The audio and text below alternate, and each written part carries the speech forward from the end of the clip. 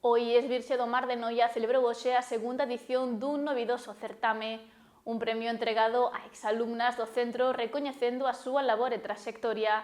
Este ano a premiada foi Jéssica Muiños, coñecida en Noia pola súa loita na axuda ao seu fillo Andreas, un cativo que sofre atrofia muscular espiñal.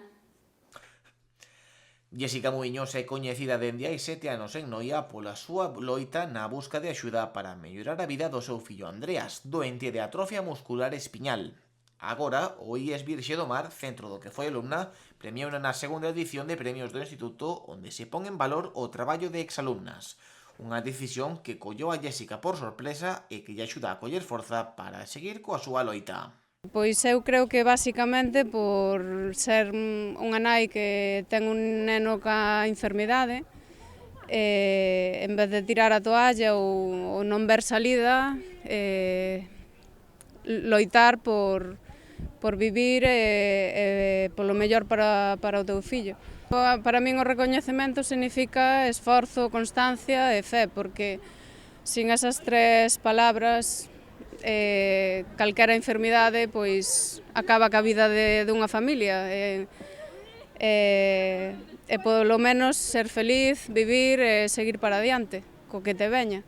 Hai 7 anos que a vida de Jéssica mudou por completo co nacemento de Andreas e o seu diagnóstico. Tivo que deixar a actividade laboral e a práctica do atletismo, unha decisión da que non se arrepinte e que lle axudou mesmo a romper cos pronósticos médicos. Tiven que deixar o traballo, tamén o atletismo, que eu competía en atletismo, e, bueno, basicamente dedícome a él exclusivamente desde fai 7 anos, que ten 7 anos ahora Andreas. Andreas a nivel motor anda en silla eléctrica, porque non é capaz de camiñar por si mismo, sí que é capaz de alimentarse por si mismo. Cando no seu día os médicos pois dicíanme non vai comer por boca ou non vai respirar por si mismo. Eu aí armeime de valor e dixen sí, vai a conseguir todo eso e vai a cambiar a historia da AME e o que fixemos e o que estamos facendo. Agora, o IES Virxe do Mar pretende recoñecer a loita incansable de Jéssica, un recoñecemento que a sitúa, segundo ela mesma, non só como nai de Andreas, senón como muller loitadora.